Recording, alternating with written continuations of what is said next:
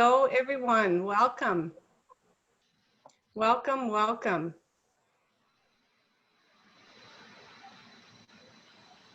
Come on in to our virtual circle and settle in.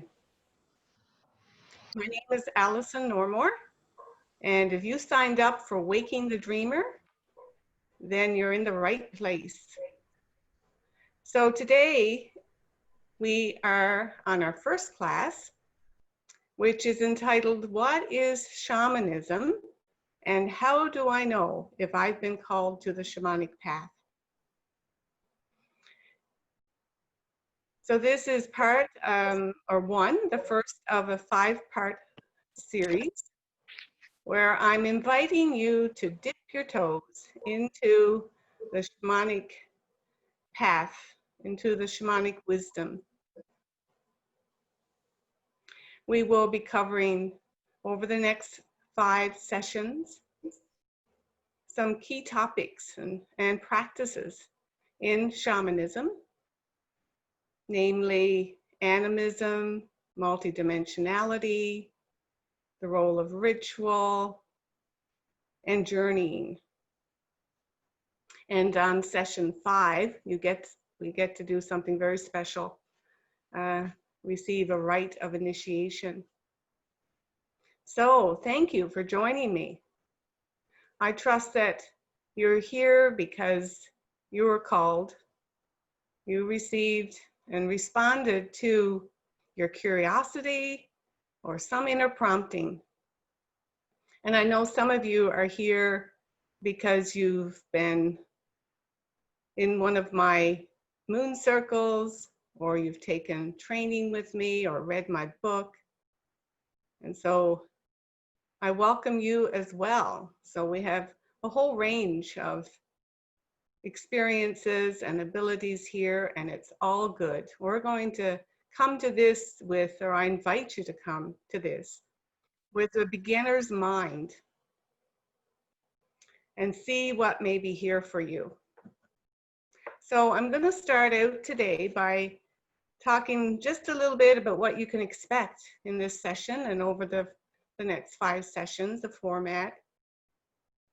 And also to talk a bit about intentions and how important they are and how important the attitude that you bring to any experience. So just a reminder about that.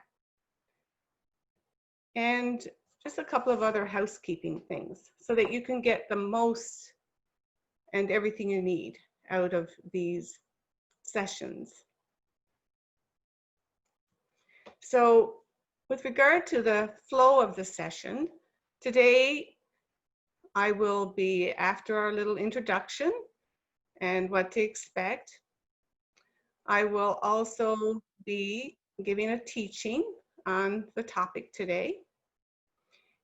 And following that, we'll be giving you an experience, a guided meditation. And I hope and expect that at the end, we'll have some time for questions. So, intentions. So I invite you, if you haven't already, and you will have intentions for being here, but you may not have made them conscious. So I'm going to invite you to make your intentions for being here today and over the next 5 weeks conscious.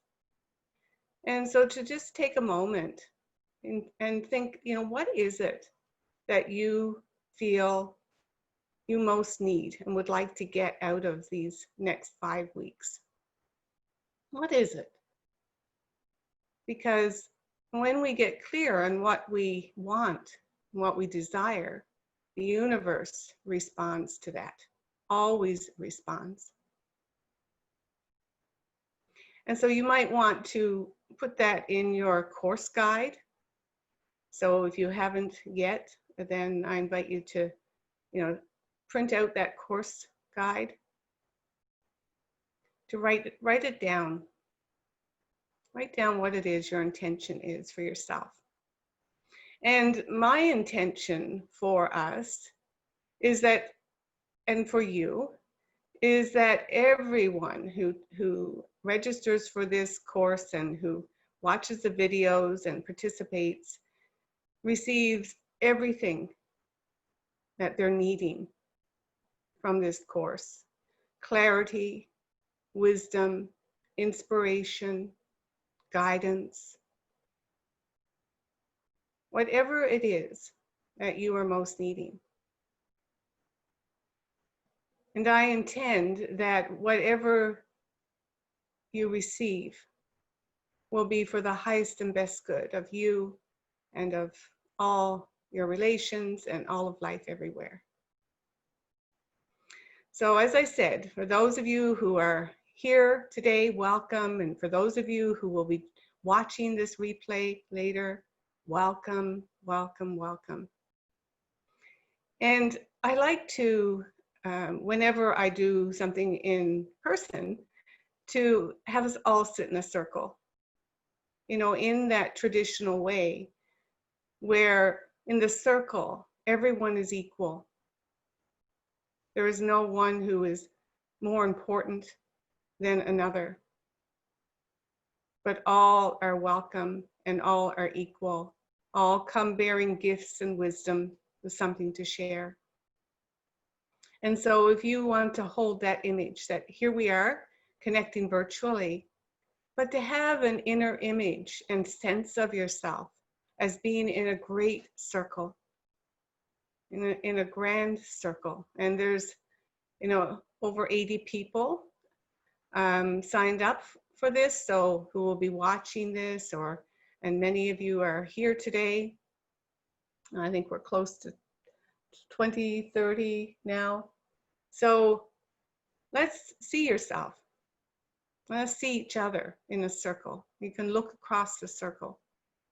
And in the middle of the circle is a little altar. There's a candle. I've got one lit here behind me. There's some flowers. There's a beautiful scarf. We've made a little altar. And we've placed all our sacred objects on there to represent the center. We've put ourselves in the center. And so as you feel and imagine that, you know, feel yourself just settling in, just settling in. You might even want to light a candle for yourself. And if you haven't done it this time, you could maybe, if you feel called, you can do it the next time, to bring the energy of fire, you know, that fire that warms us and that brings us together. Our ancestors have gathered around fire since the beginning of time, since the beginning of fire, for light and for warmth and for inspiration. So the attitude that I'm inviting you to bring today is an open mind and an open heart and an open body as well. And I'm going to invite you to listen, not just with your mind, but with your whole being, to allow your other ways of knowing to be awake and to be receptive. You know, as Westerners, we are trained to use our mind and our intellect, but there are so many others. There's all those other ways of knowing: body wisdom, sensory wisdom, instinctual wisdom. So I invite you to open up and to receive through all those different channels. I suspect that all of you, or most of you, are already awakened in that way. You're already on a spiritual path and searching. So you probably already tapped in to those other ways of knowing. So I just want to acknowledge and to confirm that those ways are very important now, particularly now, as we, you know, reclaim those other more feminine ways of knowing, so we can come back into balance and bring that balance to the world. And to use your course guide to make any notes. There will be particular prompts in there for you to actually make notes about what you've been noticing. And also because shamanism is a path of direct experience. So I will tell you right off what shamanism is not. It is not a religion. It is not a doctrine. It is not a cult. It's the way that our indigenous ancestors were and lived and experienced this earth. So I will talk more about that in a little while. But so I invite you to bring that more, I would call the indigenous mind that is multifaceted and has many different ways of knowing to this session and to the ones to come. And I invite you, if you have questions, to make a note of them. At the end, I will invite you to put them in the chat, and any questions that we don't get to answer here today, you can bring them to the Facebook page, and I'll be monitoring that and responding to questions there as well. So do pay attention and note your questions. And so I want to also let you know that we have support here. We have technical support in the background. Catherine Mitchell is here, and you'll see her in the galley there. Catherine, you might want to wave if you've got your video on. I don't see her waving, but anyway, Catherine Mitchell's there. If you have any technical issues or anything that you need to know, she will be monitoring the chat while I'm teaching. So you can also put your hand up, that little hand at the bottom of your screen there, and she can see you that way as well. Okay, so yeah, people are coming in. We still have people joining, so welcome to all those who have just joined. And and so I think I'm ready now to dive in. So, what is shamanism? Well, first, I'm going to start with a story. And those of you who've read my book or been with me a while, know the story of, I'm sure I've told it many times, of how at the beginning, when I was first introduced to shamanism, I was terrified. I thought, what is this stuff? This is really weird. Well, first of all, I went to a conference on angels. And at this conference, there was a session that I went to that actually was Sandra Ingerman, who's a very well-known teacher of shamanism. And I went, and I thought it was all a bit weird and strange. I bought her book and I read it, and I promptly gave it away. It was like I just thought it was too strange and too weird, and clearly I wasn't ready. And I realized, later, that I also was carried an idea of what shamanism was from the popular culture, which is primarily Western. So the word shamanism was coined by anthropologists who were studying indigenous cultures.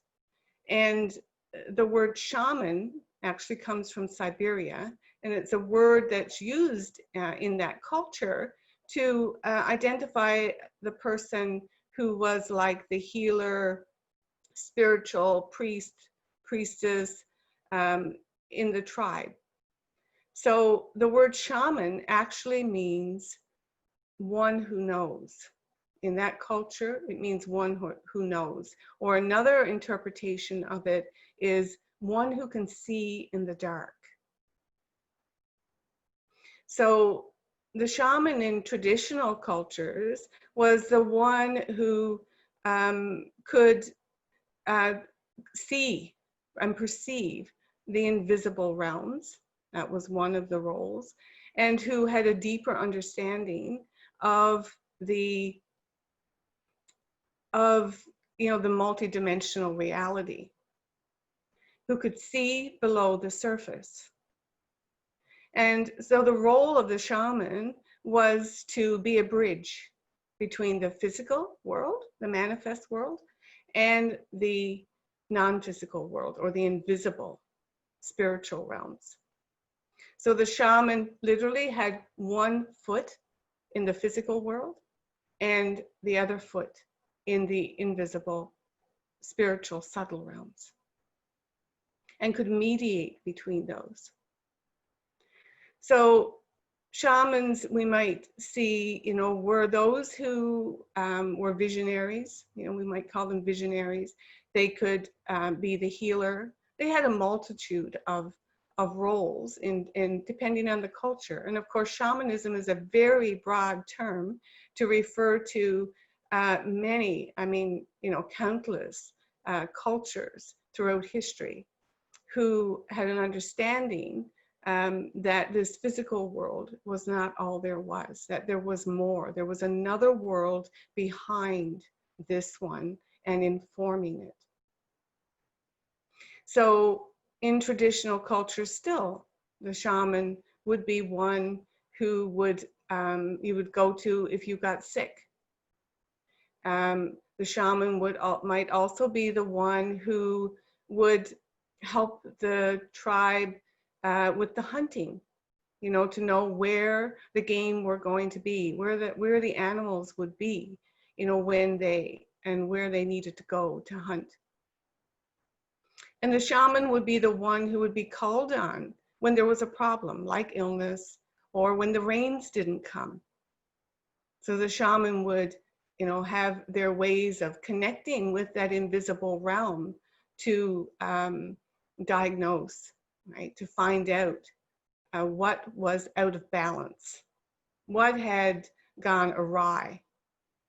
Because the understanding was that when a person or a tribe were in balance, when they were in right relationship with the spirit world, everything was in harmony, everything went well. So like today in modern times, usually we take a lot of things for granted. We take our health for granted. Now we take, that we can switch on a light, right? And the light will come on, that will have electricity and running water and all of that. Whereas, when it's missing, then, we know how much we depend on it. And so then we, have to find out, what's gone wrong. And so that was traditionally the role of the shaman. In traditional cultures, the person who acted as the shaman or the medicine person for the village or the tribe, usually was someone, usually their houses were on the outskirts, they weren't really involved in the everyday life of the village. They actually had a role that was more as observer. Someone who could see the bigger picture and see, what was going on, and was the one called on to attend at, big events, both personal events, births and deaths, and important transitions throughout life, and also at, particular times of the season and the cycle when, ceremony needed to happen to keep harmony, to keep the tribe in right relation and in balance with the greater forces of nature and the creation. So shamans could and still provide many roles, some, and still have different medicine that they work with. Some, I know, Peruvian shamans, who are healers, who work with plant medicine, who work with, despacho, who work with, stones, right? So, all of the things of the natural world were seen as medicine that could be used and were needed to be used and availed of to bring balance and harmony and to keep people well. So shamans also, and we will talk a bit more about this in a later class, Shamans also were the map makers because they had the ability to perceive the invisible realms and needed to navigate within them. They became the map makers. And now the wisdom that we have has been passed down through generations and generations of those indigenous wisdom keepers about the visible, invisible realms and how to navigate and move about within them. And so, and ultimately, the shaman was the dreamer, you know, was the one who had developed the capacities and abilities to use consciousness and use their mind and their abilities to track energy to create a world, to dream a world of healing, of health, and of balance for their community. And I'll be talking more about that whole dreaming thing as we go along. So I want to talk now a little bit about the, just checking my time, see how we're doing here. Excellent. Okay, so I'll talk a bit about the tools, or what's in the medicine bag. You know, what's in the bag of tricks of the shaman. And there are 5 main ones that I identified, and and you may be a little surprised to hear what these are. So the first tool in the shaman's toolkit is the ability to master the mind and consciousness. And of course, you know, that requires some kind of practice, right? And all of these are skills and capabilities that we can all develop. There's nothing magical about this, but it does take dedication and practice. And I would imagine that among this group, there are many of you that are already doing, have, you know, some kind of spiritual practice. So mastering mind and consciousness, really important, because that is part of your power, and developing, you know, wisdom comes from the ability to use the power of your mind and the power of your consciousness to effect and make change. And we all do that, but the extent to which, you know, we have fine-tuned and mastered that ability, and we're all in the process. The second tool and practice in the medicine bag, would be practices and tools to shed the past, to actually be fully present in the now, to shed, you know, old stories, traumas, wounds, both for this life, from this life, and from other lifetimes, you know, ancestral, karmic issues that, you know, we all bring forward into every life. So, you know, in traditional societies now, and I'll talk a little bit more about this next, the shaman would often have started very young, and so would have had, you know, a lifetime of orientation to this. We're doing a lot of catch up at this time on the earth. We're doing a lot of catch up, and we'll talk about that.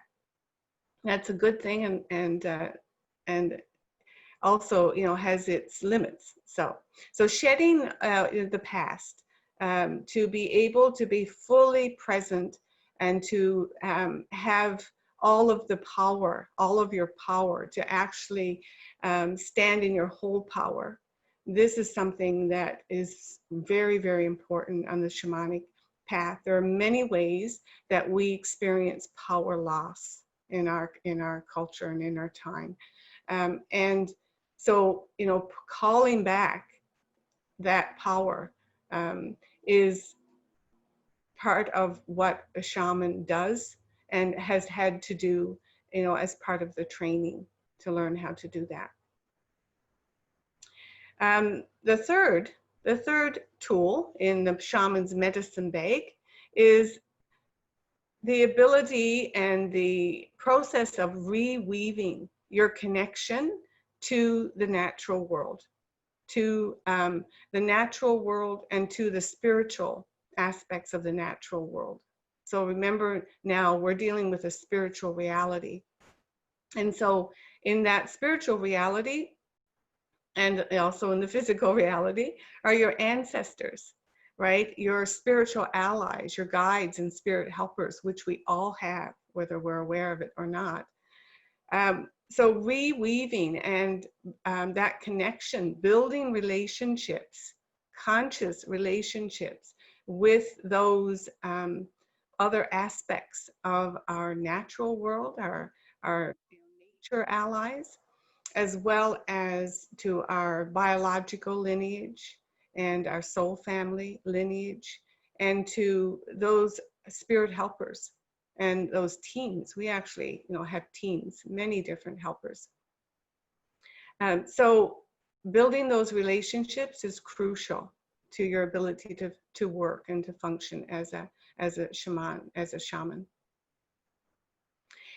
The other tool that you need are the maps. And I talked earlier about how the shaman is the map maker, the one who has, through direct experience, or through learning, wisdom that's been passed down through teachers and mentors, has maps to navigate, has some idea of how the spiritual realms are organized and structured, and how you go about accessing them and traveling in those domains outside of ordinary space and time.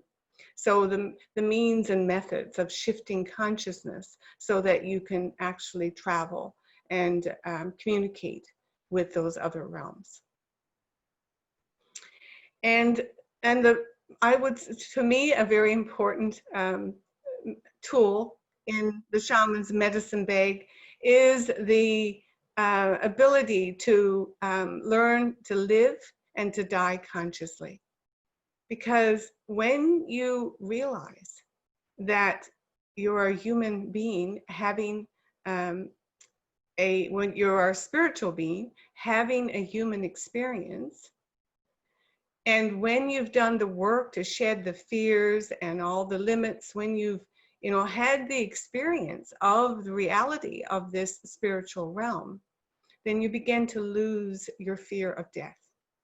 And death actually becomes your ally. It's what enables you to truly appreciate and to live your life fully, without regrets, without fears, to become courageous in the way you live your life. Because you know that, death will comes to all of us. But ultimately, death is not the final ending, that there is more. There's actually just the beginning of another grand adventure after. So life just becomes richer and fuller and much more exciting. And so even death, loses its grip on you. And to me, that's the really exciting thing about, when I was introduced to the death work, I felt like, whoa, now this is the icing on the cake, because now I can really, begin to live full out without that fear. How many in our culture have we seen in the last the last 6 months, right? The hold of fear, how it's taken hold of this whole planet. And so many people living in fear of death and wanting to avoid death. And so, I'm not saying that's good or bad. That's just, our human selves. That's where we go, right? Our ego selves. Whereas the shaman knew that that was just the beginning, and actually practicing death is, one of the great initiations of the shamanic path. But we won't be doing it in this 5 weeks, just to let you know. We won't be doing that. You won't have to worry about dying in the next 5 weeks. At least not on my watch. So just to reassure you there on that account. Okay.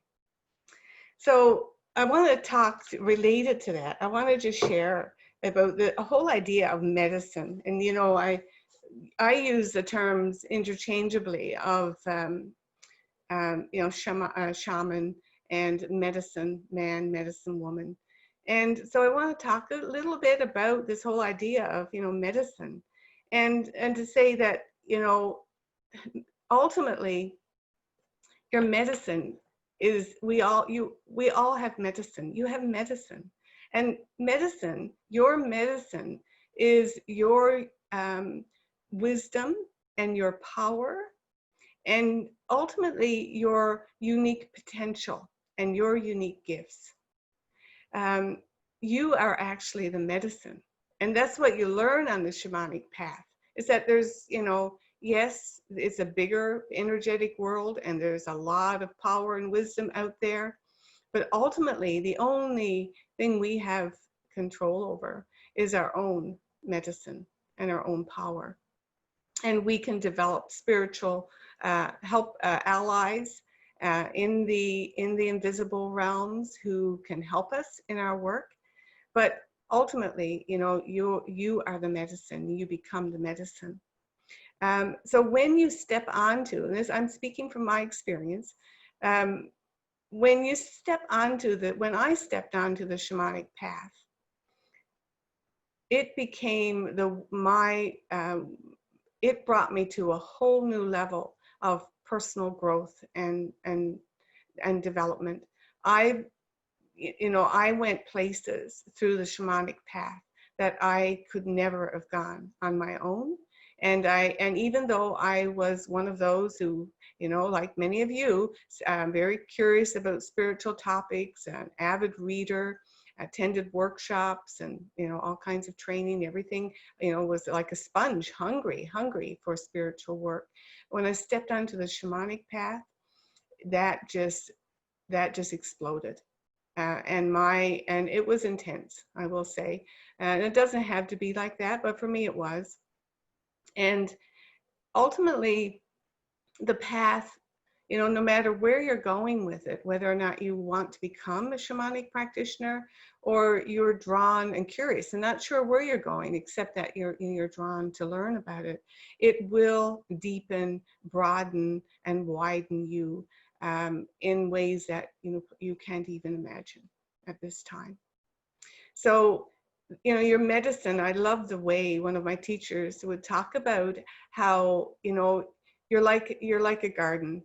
And when you step into, when you commit to learning and growing and becoming all that you can be, developing your medicine, you become like a garden in bloom, right?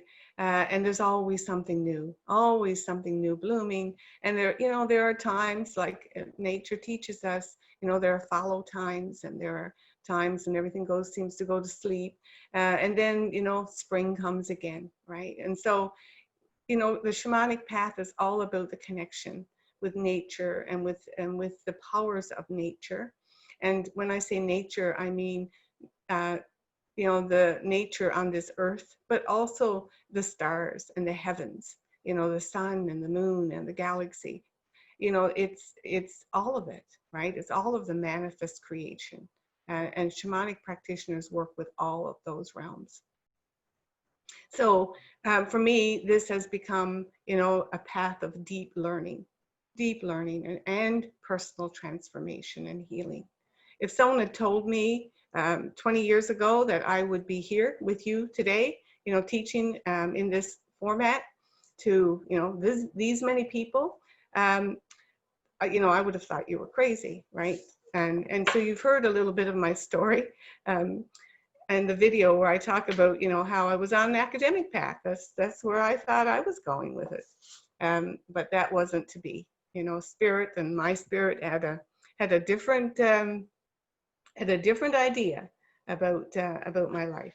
So I want to quickly, I realize now that I'm talking more than I meant to on certain topics. So I'm just going to talk about, what's the relevance, quickly, the relevance. And I'm sure I don't have to say this, I'm probably preaching to the choir, but, the situation we're in here on earth now, we have become so disconnected from our own spiritual natures, and also from, our earth, from our environment, and from that, the domains of Gaia, of Mother Earth. And she's calling us, And I have no doubt that each of you here, you know, if you're here, it's because you've heard the call of Gaia. She's calling us now to come home, to come home. And sorry, I get very emotional about that. But she wants us to come back to the garden and to realize and to remember that we never left the garden. This is our Garden of Eden. And as we awaken to that, we can find our right place again in this beautiful garden. So there is a window of time that we have, and this is what the ancients, in particular the Mayan civilization, you know, the Mayan calendar. Some of you may know that. I studied those, that tradition, and you know, they say this is a window of time, and it's a glorious opening, but it is a window, and the window eventually shuts, and so this is the time for us to step up. Now, you may be thinking now, you know, you may be fascinated. I'm hoping some of you are fascinated and think, okay, so how do I get there? How do I become a shaman? You may be feeling a little overwhelmed. You know, well, I'm going to tell you, it's just one step at a time. I was there. When I ended up in that first workshop on shamanism, I mean, 2 times, and I talk about this in my book, I panicked, because I knew my life was going to change, and I didn't think I was ready for it. I mean, if I could have, I would have bolted out of that room and come back home. But you know, Spirit had other ideas. So I'm still here, and I'm glad I'm here, and I'm glad I stayed. This is a vast body of work, but we take it one step at a time. And that's what these 5 weeks will be about, is for you to get a taste and to discern if this is right for you. So I'm going to talk about the signs that you've been called. So a big part of the tradition and the lore around you know, who's called to the shamanic path talks about initiations. Now, you know, there are initiations in life, right? You know, where something happens. It could be an illness or an accident or, you know, some trauma, where you know, something happens to shift you into another realm of understanding, another awareness that, you know, a bigger awareness of that there may be a purpose in your life, for your life, that is different than what you'd realized, or that maybe, you know, there's a bigger reality, a bigger spiritual reality. Also signs and synchronicities, right? In Don Martin, one of my teachers, you know, he was going to university, he was studying engineering, and you know, a condor landed in his yard, and to them, you know, and in that culture, they understood that was a sign that he was being called by the condor. Which he, you know, is eventually what happened. Is he got out of university and answered the call of the condor, and that's part of his medicine now. So those kinds of signs and synchronicities, being struck by lightning. When I was introduced to this path, I had 3 times I realized that my building that I worked in, where my office was, had been struck by lightning. And I was like, okay, that's close enough. You know, I don't need any more, because, you know, ultimately it was internally, I knew that there was something and that this was it. You may also, you know, have a lineage, whether or not you're aware of it. I became aware much later that there were healers and people in my family who, you know, had gifts, psychic and healing gifts. And also it can be simply that you choose it, that it's been part of your karmic path, that you know, you have just, you know, we're free will creatures, right? Where we have free will, and that life after life, you've been drawn and you've been developing your spiritual gifts and following a spiritual path. And so it's more like a chosen path, right? You choose it. So, you know, there's more in the in your course guide. There's a shaman checklist there for you to, if you've opened that and looked at it, you've seen that there already. So it's on pages 4 and 5 of your shaman course guide for this course. So, so I'm going to invite you to, you know, go there and look at that. And ultimately, this, you know, is about an inner calling, right? And while there can be signs and synchronicities, and there are many qualities, or personal qualities and temperamental qualities that make you perhaps more you know, a good fit for a shamanic path, then, you know, it's for anyone. It's for anyone, truly, really. And you can take what you need from it, right? Whatever helps you on your soul's journey. So speaking of journeys, I'm going to guide you now on a journey to a past life. And this is going to be, the intention is that you're going to discover a past life where where you walked a medicine path, you know, whether it's a shaman or, but it's not, you know, a healer, or, you know, someone who provided some of those tasks that would be in the domain of what we now call a shamanic path, but of what a medicine path. That will explain why you are drawn to shamanism and why you're here today.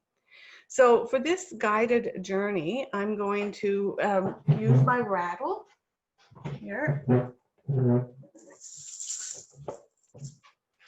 And I'm going to, I want you to get really comfortable. Remember that open body, open mind, open heart. And I'm going to call in a circle of protection. Circle of protection. So from the east, luminous beings from the east, and from the south, and from the west, and from the north. So luminous beings who will come, luminous ones. High level beings who will come and hold a sacred space. Create a safe and a sacred space for your journey today. And also calling on and connecting with Mother Earth and the luminous ones, and calling on her, the Great Mother. Let's call on her, the Great Mother, all our relations, to hold us and to support us. And also call on luminous ones from the heavens, the Great Spirit. You could think of it as luminous, you know, angels from the cosmic sun,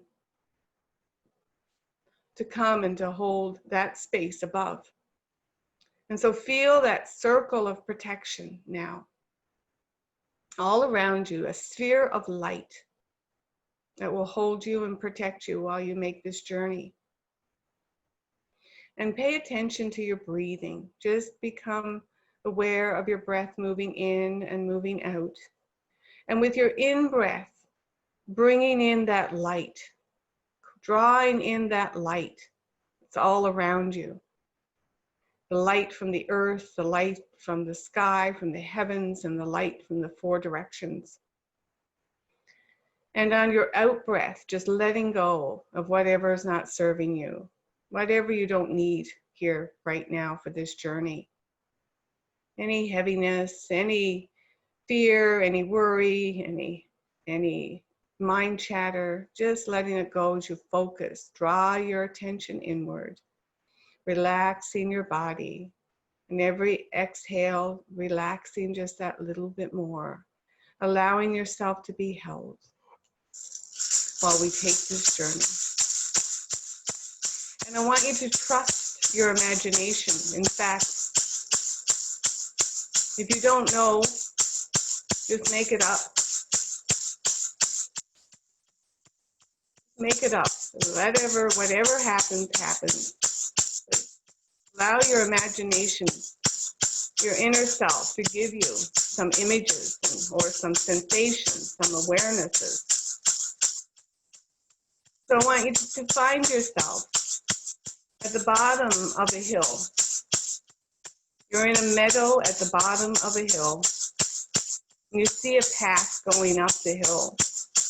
And you begin to walk up. It's just a foothill. You begin to walk up the mountain path. And you come to a certain place on the path where there seems to be a mist. There's a mist, a white mist. And as you pass through that mist and come through the other side, you see that everything is more vivid. There's just the colors are stronger, they're more intense. The sky looks even bluer than it did before, the grass greener. And you keep walking up this hill. You get to the top and you come down the other side. And in the distance, you can see a little pool of water, a pool. And you make your way to that pool of water. It's like there's a little trickling stream flowing into it, and the water is gathering. And there's some beautiful smooth stones around this pool. Just perfect for sitting on, and the temperature is just right.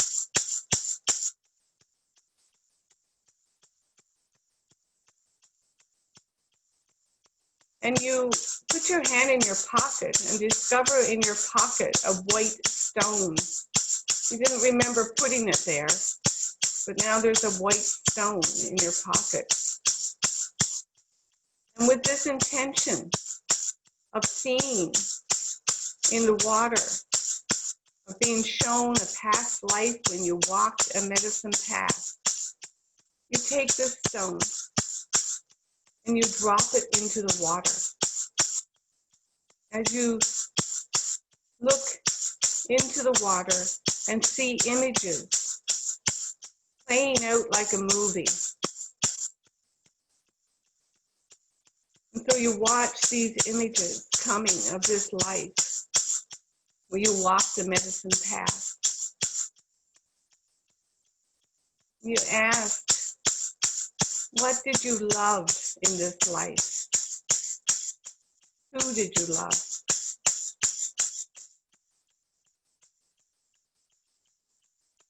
Who were your teachers, your mentors?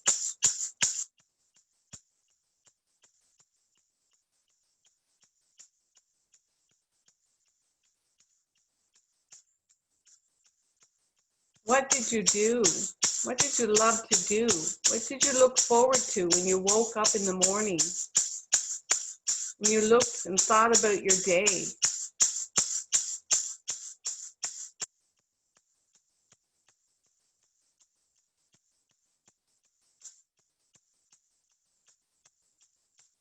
See yourself going through your day, moving from one task to another. How do you feel?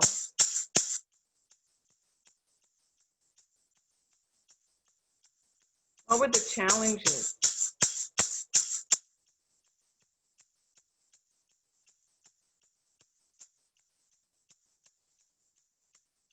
What did you learn?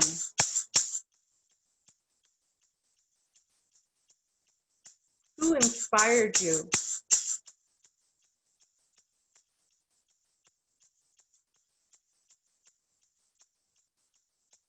And then fast forward to the end of that life. Who was there at your bedside?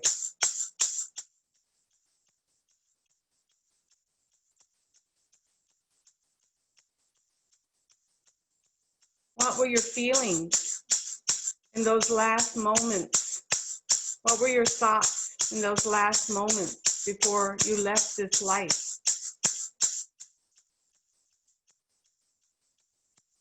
What did you promise? What did you say you would never do again?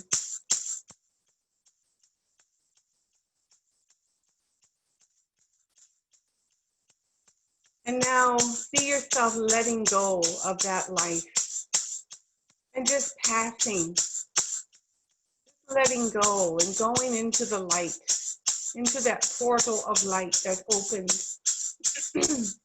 And see those who were waiting for you on the other side, saying, welcome home, my love. All is forgiven.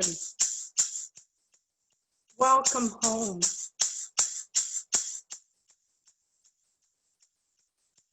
All is forgiven.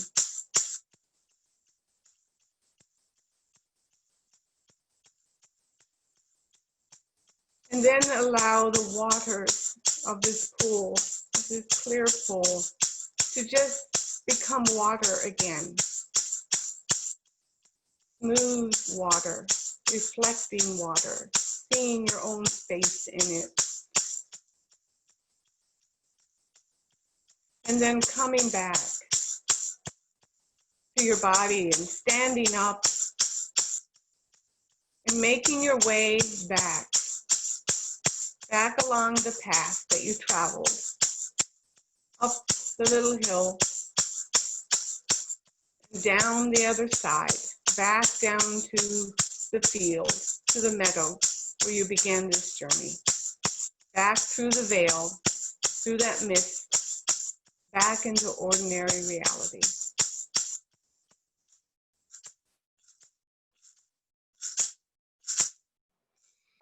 So taking a nice deep breath now, nice deep breath.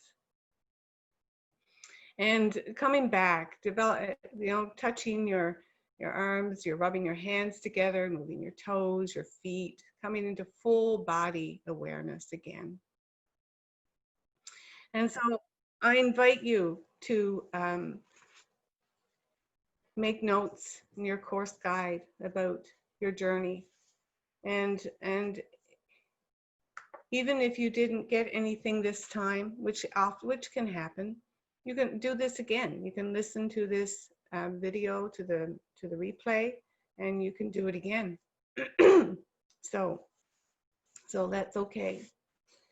All right, so we've come to the last few minutes here now, last 5 minutes. And so I want to finish up today by reminding you that in your course guide, that there's some homework. You can take this deeper, and I will, remind you, and of course you know this, but I'll remind you as teacher in my role today that the more you go into this, the more you deepen into the contemplation questions, the exercises, and the suggested follow-up in your course guide, the more you're going to get out of it. So I invite you to do that.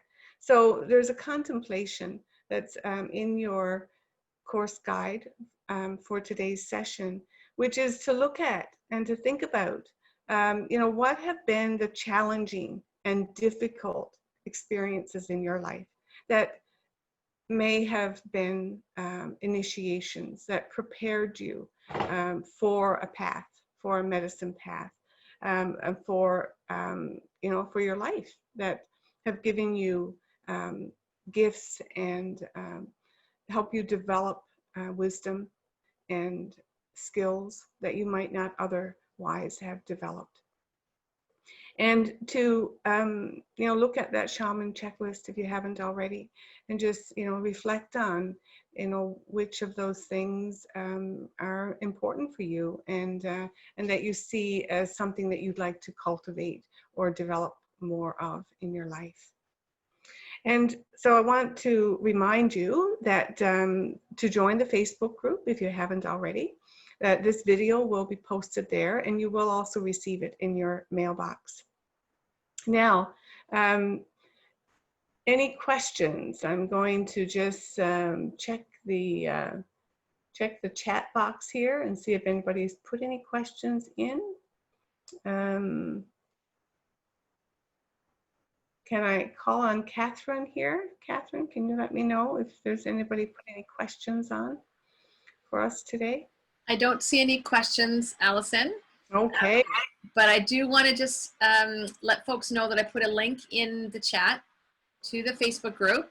That's a quick way to request access to it. And I put a link to the guidebook in case you didn't have it in your email. Okay. All right. Oh, there's a new message popping in. Hang on. Oh, that was thank you. That was a thank you message. Okay, so there are no questions in the chat. All right. So I'm going to take it then to mean that I've answered all of your questions. So, but please do, if you know, when you reflect some more, listen to the replay again, look into your course guide there. If there's any questions arising, this is your chance. This is your opportunity. And please do post them in Facebook and share whatever you're comfortable sharing there in the Facebook group. And we've created it. It will be a safe and sacred space for people to share, and it is private. So ask people to be very respectful within that group. And so I look forward to sharing another teaching with you next week. Next week, the topic will be animism. We'll be talking about animism and duality and the unifying power of the heart. So I look forward to seeing you again next week. Thank you for joining me. Have a beautiful week, and may you have beautiful dreams. Goodbye. Alison, thank you. Blessings.